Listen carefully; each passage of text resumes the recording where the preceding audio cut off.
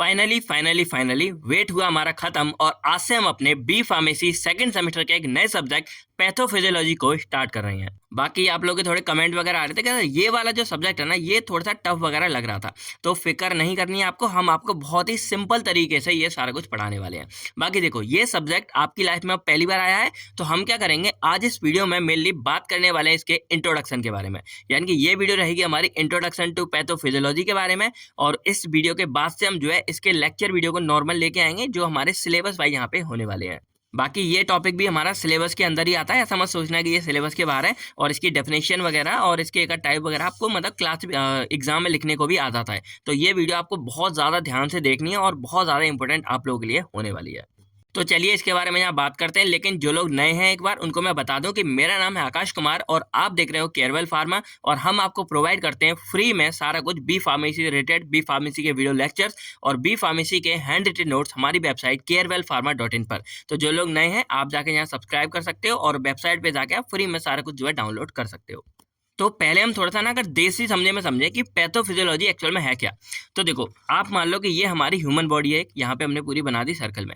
अब देखो, एक फैक्ट तो है, अगर आप मानोगे कि कभी ना कभी आप लोग या हम में बीमार तो भाई हमेशा कभी ना कभी होते ही हैं, ठीक है। और जब बीमार होते हैं तो कोई भी बीमारी मान लो, जैसे मान लो अगर हमें नॉर्मली फीवर आ गया, तो फीवर क्यों आता है? जैसे मान लो कभी अगर ज़्यादा सर्दी लग गई या कभी मौसम चेंज हुआ या कभी चोट वगैरह लग जाती, तब भी फीवर वगैरह हमें नॉर्मली आ जाता है। तो फीवर क्या है? एक तरह से हमारी एक छोटी सी डिसीज या बीमारी बोल सकते हैं। तो अब यहाँ पर क्वेश्चन आता है कि आखिर ये हमारा फीवर आया, इसके पीछे रीजन क्या था, यानी कि कॉज क्या था कि आखिर ये क्यों फीवर क्यों हमारी बॉडी में आया। और अगर ये फीवर मान लो हमारी बॉडी में आ गया, तो अब ये हमारी बॉडी को क्या क्या नुकसान करने वाला है, यानी कि इससे हमारी बॉडी पे क्या क्या इफेक्ट पड़ने वाले हैं।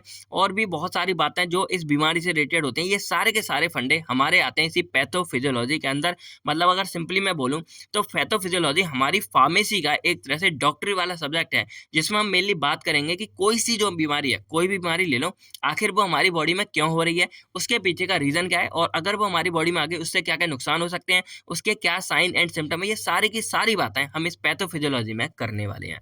बाकी अगर हम बात करें इस वर्ड को, आप पूरा ना देखो, मैंने सिंपल बोला है, आपको जो भी समझ रहा हो उस वर्ड से समझ सकते हो। तो ये जैसे पैथोफिजियोलॉजी है, इसको अगर हम डिवाइड करें, टोटल मैंने यहाँ नोट्स में भी आपको लिख रखा है, टोटल हमारे 3 वर्ड में ये डिवाइड हो सकता है। पहला हमारा आता है पैथोस, सेकंड हमारा आता है फिजियो, और थर्ड हमारा आता है लॉजी। तो देखो, ये जो हमारा पैथोस वर्ड है ना, ये पैथोस का मतलब होता है यहाँ पे कोई डिसीज या फिर बीमारी, और इसी को यहाँ पे सफरिंग बोलते हैं। सफरिंग एक तरह से जैसे आप बोलते हैं ना भाई सफर कर रहा है वो, यानी कि वो बंदा कुछ सह रहा है। तो अगर मैं सिंपली आपको बताऊं तो पैथोस का मतलब एक तरह से हो जाएगा कि मान लो ये हमारी बॉडी है और एक हेल्दी बॉडी है, यानी कि जिसमें कोई गड़बड़ नहीं है, जैसे आप लोग अभी एकदम हष्ट पुष्ट हो। लेकिन अब यही मान लो कि इस हेल्दी बॉडी में कोई अब नॉर्मेलिटी आ जाती है, यानी कि कोई ऐसी कंडीशन आ गई जिससे हम खुश नहीं है और हमारी बॉडी में दिक्कत हो रही है, कोई ना कोई परेशानी हो रही है, तो उसी को एक्चुअल में हम यहाँ पे डिसीज बोल देते हैं। जैसे मान लो फीवर आ गया, या मान लो किसी का अगर चोट मतलब डिसऑर्डर मान लो चोट, जैसे किसी का हाथ पैर टूट गया, या वहां पर किसी को दर्द हो रहा है, किसी के पेट में दर्द हो रहा है, किसी के सर में दर्द हो रहा है, आंखों में दर्द हो रहा है, किसी के हाथ में दर्द हो रहा है। तो ये कुछ हमारी प्रॉब्लम है जो हमारी बॉडी में अगर आ जाती हैं, उस टाइम पर हमारी बॉडी है वो नॉर्मल नहीं है। और ऐसी कोई भी प्रॉब्लम जो हमारी बॉडी को मतलब दिक्कत करे, बॉडी में अबनॉर्मल है या हम उससे सफर करें, तो वो बीमारी होती है, उसको हम यहाँ पे पैथोज वर्ड से रिलेटेड कर देते हैं। तो पैथोज का मतलब आप समझ गए, कोई बीमारी, डिसीज या हम बॉडी में जो सफर करते हैं वो। अब फिजियो मतलब होता है यहाँ पे फंक्शन, जो हमारे नॉर्मली फंक्शन वगैरह होते हैं बॉडी के। और लॉजी का मतलब यहाँ पे होता है स्टडी, यानी कि अगर हम सिंपली बोले तो पैथोफिजियोलॉजी का पूरा मतलब ये निकल के आ रहा है कि it is a functional study of disease. अब नॉर्मल बोल सकते हैं कि it is the study of disease, यानी कि हमारी बॉडी में जो कोई भी बीमारी होती है उसके बारे में जो हम स्टडी करते हैं उसी को हम यहाँ पे पैथोफिजियोलॉजी बोल देते हैं। अब देखो, यहाँ पर नया क्या था, एक हमारा टर्मिनोलॉजी आपने कभी सुना होगा पैथोलॉजी। आप लोग जानते हो ना, कभी जहाँ पे खून वगैरह की जांच होती है वहाँ पे पैथोलॉजी बोलते हैं। तो उस पैथोलॉजी में मेनली ये होता था कि हमारी बीमारी हुई कैसे, उसके बीच हम कॉज और है या नहीं उसको पता लगाते हैं। जैसे आपको मतलब मलेरिया है या नहीं है, तो वहाँ पे ब्लड लिया, सैंपल टेस्ट किया और आपको पता लगा रहा है मलेरिया है या नहीं है, बस इतनी सी बातें होती हैं। लेकिन यहाँ पे हमारा फंक्शन यानी कि फिजियो वर्ड और जुड़ा है, तो इसलिए यहाँ पे हमारी कुछ स्टडी बढ़ जाती है। इसमें हम मेनली बात करेंगे कि आखिर वो बीमारी हुई है तो उसके पीछे रीजन क्या था, यानी कि कॉजेज क्या थे, कि आखिर वो बीमारी हमें क्यों हो रही है और कैसे हो रही है। तो उसके लिए हम उसके मैकेनिज्म के बारे में भी बात करते हैं कि आखिर वो बीमारी हमें क्यों हो रही है और कैसे हो रही है। और उसके बाद लास्ट में हम बात करते हैं ट्रीटमेंट, यानी कि हम थोड़ा बहुत उसको ठीक कैसे कर सकते हैं। तो ओवरऑल देखा जाए तो पैथोफिजियोलॉजी पैथोफिजियोलॉजी हमारी सिंपली बोल सकते हैं कि यहाँ पर बोलेंगे it is a branch of science which deal with the study of disease या कोई अबनॉर्मलिटी जो ऑकर्स हो रही है हमारी बॉडी के अंदर। उसके बाद बात करें हमारी बॉडी में अगर कोई बीमारी हो रही है तो उस बीमारी के होने की वजह से हमारी बॉडी में कुछ ना कुछ चेंजेस आते हैं। अब जैसे मान लो कभी स्वेलिंग हो जाती है, जैसे आपने देखा होगा ना किसी ने घूसा मार दिया आपके मुंह पे, तो आंख हमारी क्या हो जाएगी, सूज जाएगी, एकदम स्वेलिंग आ जाएगी। तो जो स्वेलिंग आई है वो हमारी चेंजेस है, तो उसके बारे में भी यहाँ पे स्टडी होती है कि क्या क्या चेंजेस हमको देखने को मिल रहे हैं। तो ये सारी बातें हम इसी के अंदर करते हैं और ये वर्ड आपको पूरा दिख रहा होगा। बाकी अब हम बात करते हैं कि मेनली हम किस किस के बारे में पूरी पैथोफिजियोलॉजी में स्टडी करने वाले हैं। सबसे पहले मेन होगा कॉजेज ऑफ डिसीज, यानी कि अगर कोई बीमारी हो रही है उसके पीछे हमारा रीजन क्या है, यानी कि कॉजेज क्या है, कैसे हुई आखिर वो बीमारी। फिर हम बात करते हैं साइन एंड सिम्टम्स के बारे में, यानी कि मेनली अगर फीवर आ रहा है या कोई मतलब बीमारी है तो उसको हम पता कैसे लगाएंगे। उसके बाद हमारी बॉडी में क्या क्या चेंजेस आ रहे हैं वो। उसके बाद फंक्शनल चेंज जो हमारी, जब मतलब कि हमारी बॉडी में अगर ऐसा होता है तो क्या क्या फंक्शन हमारे बदल जाएंगे। और लास्ट में हम कॉम्प्लिकेशन, डायग्नोसिस एंड ट्रीटमेंट के बारे में बात करते हैं। तो अगर मैं एक एग्जांपल लेके आपको ये सारी बातें समझाऊं तो चलो सिंपल हम फीवर को ले लेते हैं। मान लो आपको बुखार आ गया, तो सबसे पहले हम बात करते हैं कॉजेज ऑफ फीवर के बारे में। तो ये हमारे फीवर पे डिपेंड करता है कि अगर मान लो मलेरिया वगैरह है तो वो हमारे एक मतलब वायरस की वजह से होगा यहाँ पे, और अगर जैसे मच्छर के काटने की वजह से हो जाता है। अब मान लो नॉर्मल अगर फीवर है तो जैसे कुछ वायरल फीवर होते हैं जो फैल रहे होते हैं। अगर मान लो नॉर्मल मौसम वाले हैं तो सर्दी जुकाम की वजह से हमको फीवर हो गया। तो इस तरह के हम कॉजेज को पता करते हैं। साइन एंड सिम्टम में क्या है कि अगर मान लो फीवर है तो हम देखेंगे फीवर कैसे पता लगता है। एक तो बंदा भाई आपको लेटा हुआ मिलेगा, दूसरा क्या है उसका सर आप देखोगे दबा मतलब एकदम गर्म हो रखे होते हैं, उसकी बॉडी थोड़ी सी टेम्परेचर बढ़ जाता है। तो मेन तो हमारा क्या है टेम्परेचर पे डिपेंड करता है ये फीवर, कि अगर किसी को हम यहाँ पे क्या लगाते हैं उसके थर्मामीटर वगैरह लगाते हैं और उसके टेम्परेचर को चेक करके हम पता लगाते हैं। तो जो टेम्परेचर बढ़ा वो उसका एक तरह से साइन है, सिम्टम है। फिर चेंज ऑकर्स, अब मान लो अगर फीवर आ जाता है बॉडी में तो एक तरह से ना बॉडी डाउन हो जाती है। आप लोग भाई लेटे हुए हो, कुछ भी करने का मन नहीं कर रहा, डाउन है। और कभी कभी आपको क्या एक तरह से जैसे आप कुछ खाते पीते हो ना, एकदम ऐसा लगता है कड़वा कड़वा थोड़ा सा लगता है और जी सा नहीं करता कुछ खाने का। तो ये कुछ हमारे चेंज हो जाते हैं बॉडी में कि बॉडी एकदम डाउन हो जाती है। और फंक्शनल चेंज, अब हमारी बॉडी क्या है जो नॉर्मल फंक्शन कर रही थी, काम कर रही थी, वो अब फंक्शन अच्छे से नहीं कर पा रही है। और लास्ट में पढ़ते हैं कॉम्प्लिकेशन कि अगर फीवर आ गया तो उससे क्या क्या हो सकता है।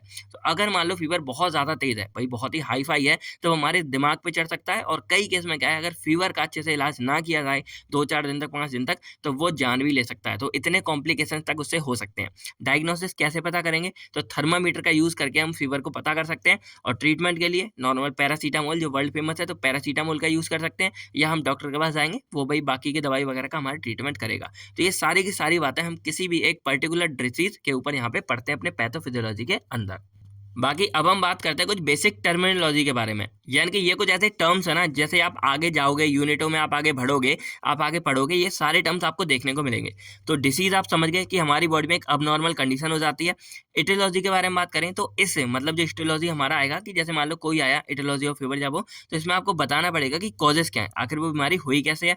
पैथोजेनेसिस में हम पढ़ते हैं मैकेनिज्म, या हम बोलेंगे स्टेप्स कि आखिर वो बीमारी हुई तो कैसे कैसे हुई। जैसे मान लो अगर आप कहीं गए, तो अगर आपको मान लो कोई वायरस बैक्टीरिया लग गया, तो जिस दिन वो आपको लगेगा जरूरी नहीं है कि उसी दिन आप बीमार हो जाओ।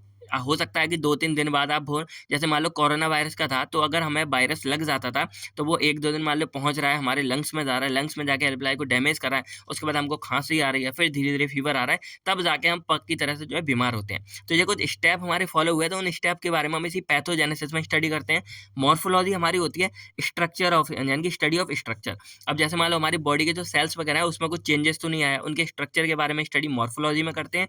और साइन ऑन सिम्पटम हमारे कुछ चेंजेस होते हैं जो हमारी बॉडी में होते हैं, और ये वो चेंजेस होते हैं जो हमको बताते हैं कि भाई कोई बीमारी तो नहीं है। जैसे अगर बॉडी टेम्परेचर बढ़ गया है, बॉडी गर्म हो गई, तो हम समझ जाते हैं कि हमको फीवर वगैरह आ गया है।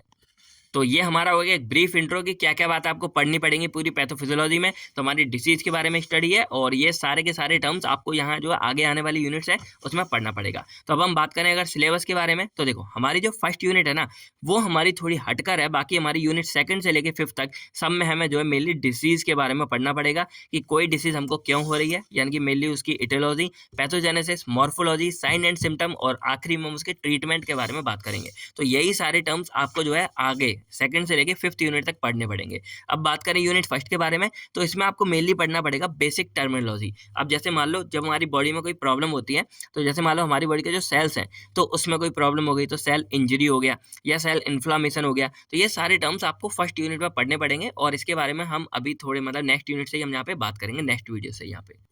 तो आपकी फर्स्ट यूनिट आपके लिए बहुत इंपॉर्टेंट होने वाली है, क्योंकि जो फर्स्ट यूनिट है ना वो एक्चुअल में आपका बेस हो जाएगा सेकंड से लेके फिफ्थ यूनिट तक का होने वाला है, ठीक है।